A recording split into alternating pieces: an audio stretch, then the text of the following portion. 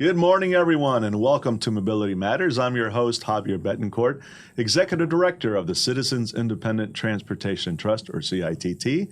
We're the agency of Miami-Dade County charged with overseeing your half-penny sales tax for transportation. I have a wonderful guest today, someone who I've known for, easily 15 plus years, and someone who's well known in our community and well respected. That's Neisen Kasdin. Neisen, welcome to the show. Good morning, Javi. Great to see you as always. Great to be on your show. Absolutely. Thank you for taking the time and driving all the way from Miami Beach to be here. So Neisen, you are the co-managing, remind me of your Partner. title, just co-managing partner of the Miami office for Akerman, one of the great land use firms here in Miami-Dade County and actually nationally, right? More than just land use. We're a big commercial, real estate, corporate firm with a big land use group as well. Very, and an excellent land use group. And that's how I know you, so that's what came to mind. I apologize. So, and Neisen, you and I have known each other for years from when we were both at the Miami Downtown Development Authority as a staffer and you as the vice chair and a member of the board, correct? Yeah, those were great times. Yeah. I became vice chair, as you know. I mean, we're talking about the others may not know, but head of the downtown master plan with you. Yeah. And it was really the two of us working together. I'm going to give Caesar some credit there, too. So you, me, and Caesar Garcia. And Caesar, Pons, okay. Right. That's right. But we worked really closely together on that, Javi, and it was we brought a lot of great, talented people in as volunteers and surveyed all the other planning that had been done for Miami and sewed it together and came up with a vision. Right. And it was a really fun effort, but it was you and me. Caesar and the Greater Miami Chamber of Commerce. I think you were wearing both hats at the time and working with that task force. Yes, I was chair of the New World Center Committee, and that's where we got our volunteers from. So they were tied at the hip to the DDA in that master planning effort. It was really the way it should be done. And now I'm chair of the New World Center Committee. So, I'm always trying to follow in your footsteps. You've always been a mentor to me and a mentor to mmany, actually. So, thank you for that. It just means I'm old. There are plenty of people who are more seasoned who aren't great mentors, but you've always made that a priority. Actually, let's start there. Why is it that you feel the need, the desire, the passion that you do for mentoring? Because is it even something you think about, or something that happens naturally? That's a good question. To me, it's just there's nothing more energizing, I think, than finding really bright, well-motivated, good young people, hardworking young people, and working with them and giving them an opportunity to blossom. And that's just been central to my career, both even when I was in office in the city of Miami Beach years ago, but even more so when I started full-time back in the private practice 22 years ago again. It's just, there's nothing I enjoy more. Frankly, I think that most all the people who work with me are smarter than me and can work harder than me, but I just have a good knack for picking really good people. Right, and many of them have now landed in top leadership positions throughout the county. Right, you have Andrew Frey at the city, Spencer Crowley's, Javi Fernandez. Yeah. So you've done well. So I mean that's I just really enjoy that, and it's what keeps it keeps renewing me and keeps you young and energized. Right. Now you referenced very quickly, and I should have mentioned it earlier. You're the former mayor of Miami Beach. And even prior to that, I know you were a commissioner and then also involved with the community development. Was it the district? Yeah, so going way back in 1980, in the aftermath of Liberty City riots in Florida, the state created the Community Development Corporation program. Right. They designated 10 initial CDCs in the state of Florida. These were the 10 poorest, most depressed neighborhoods in the state. One of them was South Beach. Which is amazing to think about, right? And I was on the original board from when it was formed and then served as chair from 1985 to 1990. So that was my really first major community involvement. I was a big supporter of both preservation and, of course, revitalization. Right. Chaired the initiative in 1986, 87 when Ocean Drive was redone. People don't remember what it was. God's waiting room. It was God's waiting room. The sidewalks, the park, the public space was not amenable to a beautiful pedestrian environment. Of course, people now look at Ocean Drive today, and it's not what it was 25 years ago. But it is to quote Yogi Berra, the place is so popular nobody goes there anymore. Especially locals, right? Especially locals. And but that was, and then I ran for and was elected to the City Commission. 91, chaired the Land Use and Development Committee during my entire tenure as a commissioner, and then succeeded Cy Gelber as mayor in 97. So it was a great experience, transformative for Miami Beach, and I think candidly sparked transformation of the entire region. No, absolutely. And so people, when you think of the core group that was involved in that transformation, it's Tony Goldman, it's Greg Robbins, it's Barbara Captain, and it's Neisen Kasdin. And so it was well, there were and a few others. I don't want to miss anyone. No, but it's true. There were the preservation community, initially led by Barbara. There were the new entrepreneurial developers who saw something that others did not see. Craig Robbins, Tony Goldman, also Mel Schlesser. Dennis Scholl was one of the early investors. And then there were the arts groups that found Miami Beach, and not found it, started there, like the Miami City Ballet, the New World Symphony on Lincoln Road. And we all were... we all worked together. I became the de facto civic leader for the new South Beach. Right.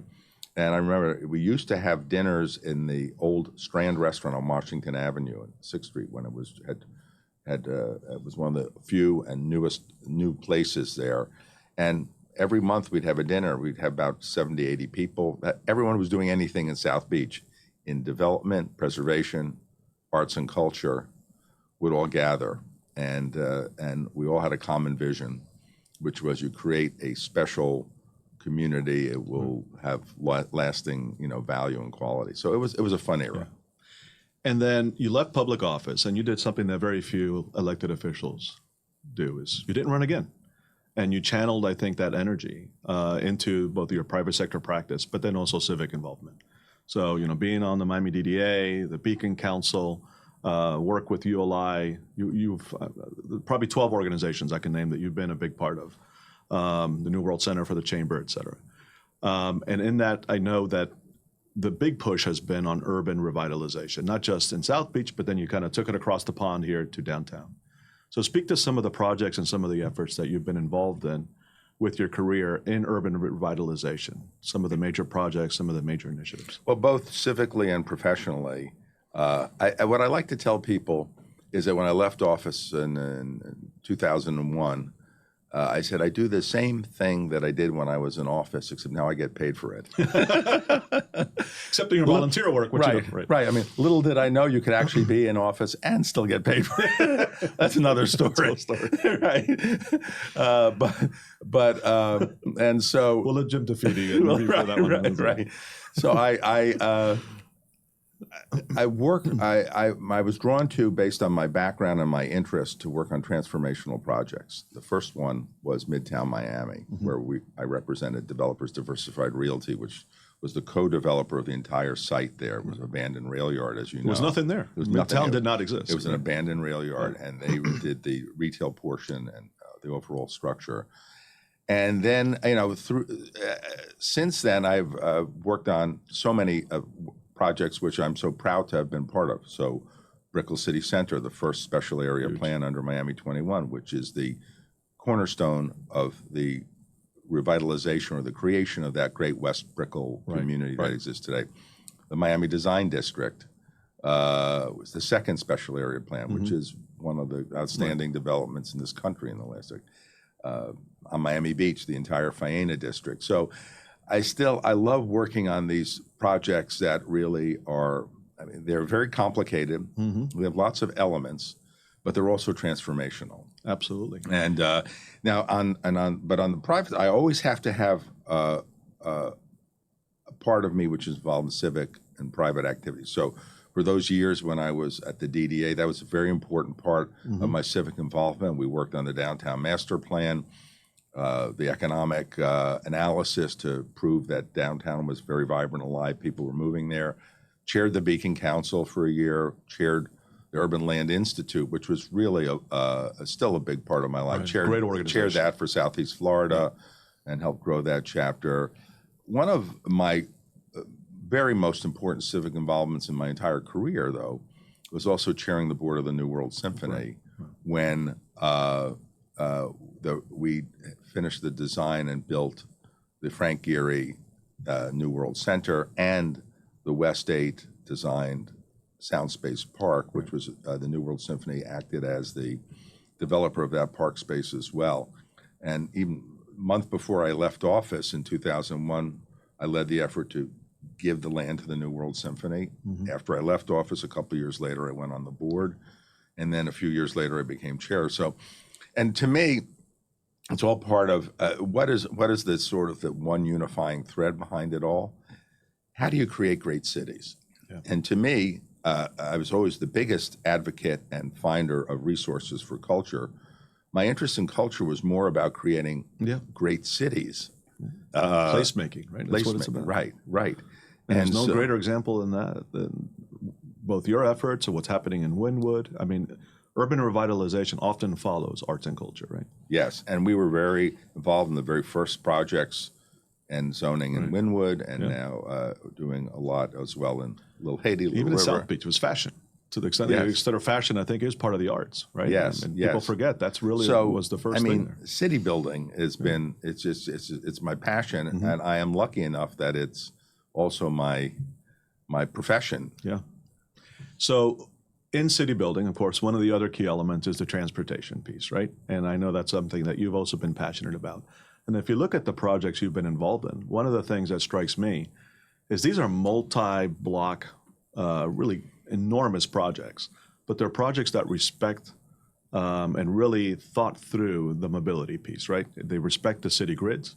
If you look at Brickell City Center, that could have been one enormous complex, but instead you went underground to connect the parking and respected the city street And the Metro system. Mover station is incorporated incorporated in. Yeah. Absolutely. At some point, we'll have a Metro Mover extended up to the Design District and Midtown, plus the Northeast Corridor that's going to serve those communities. So, and I know you're passionate about that. So what are the elements of transportation and mobility that you have been involved in over your career, and what are your thoughts on what's happening today and what should happen? It's a big topic. It is. It's more important than ever. I've always said, and we've had this discussion before, if I look at there are three things that are critical for the greater Miami community: transit, housing, and education. To me, that is It's the top three. that's it. And I believe transit is also a large part of the solution to the housing issue, Absolutely. because people should not look at housing as you have to live right where you work, but you have to have good transportation and transit so you can live 15, 20, 10 miles out and be accessible at a reasonable cost to get to your job. So I think transit, again, is right at the center of what we need to do. And I will talk more about it. I'm disappointed at the efforts in our community. As you know, I've been a huge transit advocate forever. When I was mayor, I had Baylink, the connection between downtown Miami and South Beach, and the circulator incorporated in the county's transportation master plan. I would like someday to see that happen. We're a few years behind schedule there. And so, I mean, to me, that is, and you know, transit is just an essential element to making great cities. You know, people today people always complain about traffic, but at the end of the day, there's nothing that will do more to alleviate traffic than having better transit. Right. And I think technical studies show that even if your concern is traffic, if you could take something as little as 10% of the cars off the road, the change is dramatic, enormous. So we're not saying everybody's going to get out of their cars. We know that's not going to happen. But if you get enough people out of their cars, I think people would be willing to use transit. And it's particularly critical. You have a lot of people who, employees in the service industry, who have a long way to go. It's unconscionable that they have the commutes that they have. But by the same token, you also have professionals who live in the urban core who, if they had better transit options, would utilize that. So it's part of building a great city. Not part of it, is critical. It's critical. particularly given the amount of investment we have and some of the important things that are coming to town, like Citadel's global headquarters and other companies that may follow, we need the transit. Yeah. Imagine, if you will, if downtown didn't have the Metro Mover and Metro Rail. Yeah. I mean, it would be an absolute parking lot. First of all, it wouldn't have grown, right? I think really a lot of the urban revitalization of the urban core was due to those investments in Metro Rail and Metro Mover. And so you take that away, and you could only imagine what. And my office is at Brickell City Center. I use Metro Mover. If I have to go across the river, I use Metro Mover. Much better. I will never drive. No, not with that bridge opening every half hour. Or if I have to go to the south end of Brickell. So just imagine, and that gets to, I think, where one of the critical things is people talk generally about transit, and everyone's for transit, but we really need to get specific about what needs to be done and what can be done. And so, among other things, I think the extension of the Metro Mover system is critical. Perhaps closing the Brickell Loop, getting the connection to Miami Beach, where tens of thousands of service workers go or people commute, going up.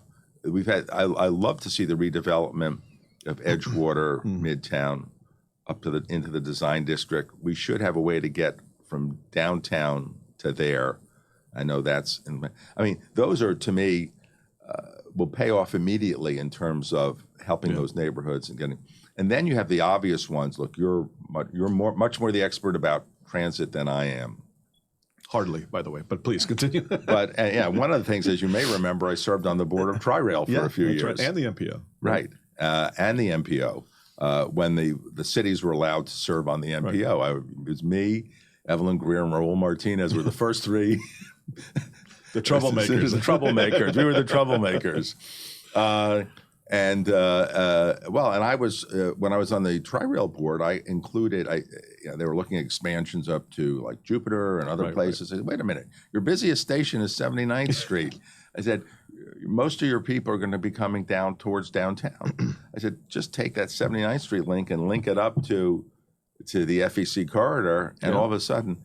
We're still waiting, of course, for the Tri-Rail to come in. Hopefully in a few weeks, we'll finally see that service. But that's huge. So, I mean, I think there are certain things that are obvious that there's too much, I'm going to be blunt about it, there's just too much politics in transit. There's too much, if this neighborhood gets something, I have to get something.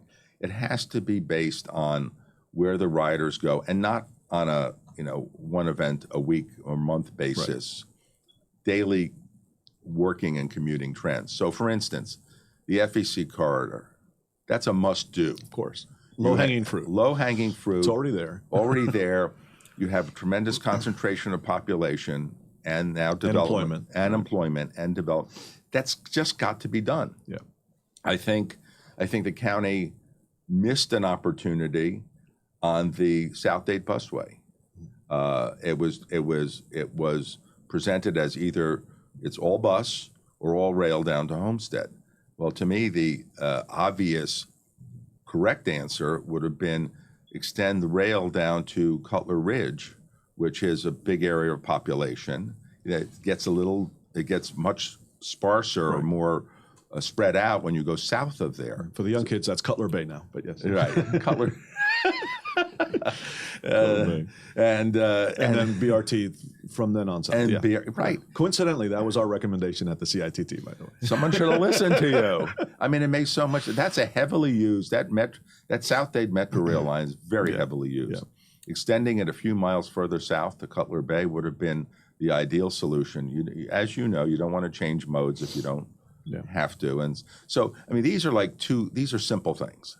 Right. Unfortunately, I think there's a lot of obviously there's a lot of political pressure to extend the line up 27th Avenue to Hard Rock Stadium, but I don't think the ridership studies support that. It's not there today. I think the push behind the North Corridor, which is something we support, is its potential for economic development and future ridership, right? Because there's so much opportunity along that corridor. So I think that's part of the one of the key variables, right? It's not just ridership today, but where are we going to grow in the future? Because we're continuing to grow. We I can't push out further west, though. It's got to be investing in our urban core, and that just seems like a logical corridor for that. right. But if we really had a concentrated focus Let's start with where the ridership is FEC today. corridor, Yeah. the South Dade corridor, connection to the beach, and better expansion of Metro Mover in the urban core, it would do an awful lot. Absolutely. And we're working towards that. And I will say about the South Corridor, and interestingly enough, we just had a presentation yesterday at the CITT. An update on that plan is, they're building the infrastructure in such a way that it can be converted to rail if and when it makes sense and the funds are there. So that's a positive. Good. That's a positive. Yeah. So transit is one component, and then you have first last mile connectivity to that transit. The walkable neighborhoods that aren't only good from a land use perspective or an economic development perspective, but also, are the key connectors, I guess, to that transit system. So let's talk a little bit about walkable neighborhoods. I know it's been a big part of the projects you've been involved in. Well, you look at Design District, Wynwood, the Brickell area. These are great walking neighborhoods.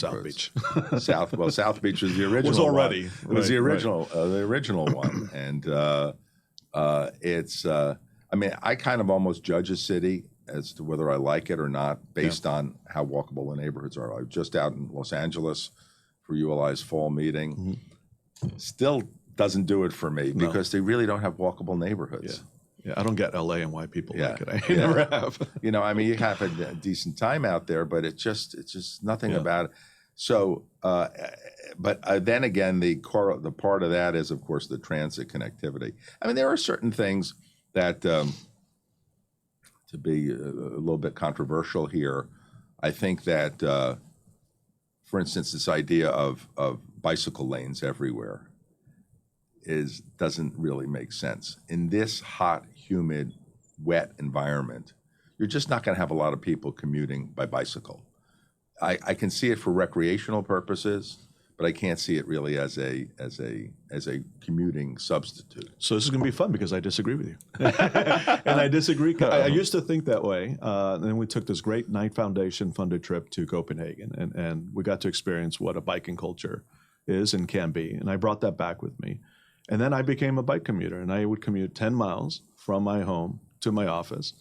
You need to have the infrastructure in place to make it safe. And so that, I was relying on the M path, which is now the underline.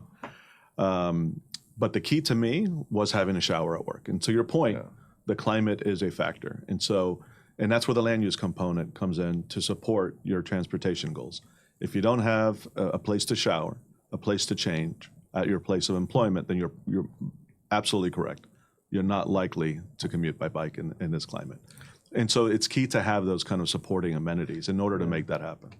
Yeah, I still think that I'm going to get you out on a bike one day. Given the climate, I used to take long bike rides in my youth, from the beach down to Key Biscayne and the lighthouse and all. But that's been many years. It's great for recreation, and there should be safe for recreation. I also think, though, at the end of the day, so I'm a big Metro Mover user. It's really easy for me to get around, and walking the streets of either downtown or the Brickell area. Quite easy. And by the way, if that Metro Mover went up to at Midtown or the Design District, I probably would use that a lot too. No, to me it's a must do, right? And people love the Metro Mover. I say it was automated before automated was cool, right? And now it's undergoing a bit of a challenging period as we upgrade the system. So it's on the full loop and stuff, but I think it's a great system and should be expanded. So. Yeah, and they really need, I think it's in the cards, you would know better than me, they really need to double the capacity in the Brickell loop. Yeah. Because there's thousands and thousands of people who live there. And I think the issue there has been the underlying kind of technology in the guideway, which is being upgraded. So another thing, by the way, that's great is Brightline. Now, Brightline's not for everybody. It's expensive. Right. But it sure is a nice way to get back and forth, intercity to Fort Lauderdale or West Palm. Free plug. I'll be hopping on a train at 2:40 today for a couple of nights in West Palm Beach as part of Leadership Florida. So otherwise I would have had to driven. And I've used it for meetings, particularly when I'm going to come back to the office. I get on Metro Mover. You go to Brightline, take Brightline of Fort Lauderdale, West Palm, and then you take it back to the office. And my wife and I have used it for fun, like to go up to West Palm for the day. Well, Neisen, I hate to say this, but we're actually out of time.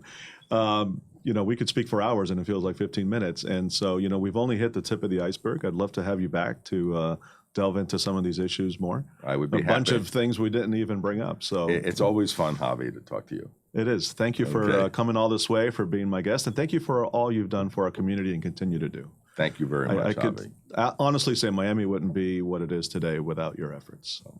I appreciate Greater that. Miami. I appreciate working together with people like you. It's all about collaboration. Right. So thank you. Thank you again. Appreciate it.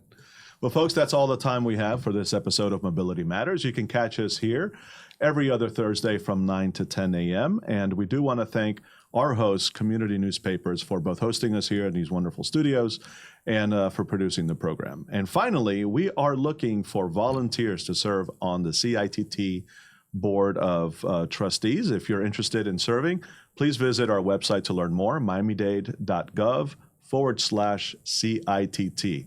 We'd love to have you be part of the transportation solutions. Thank you, and see you in a couple weeks.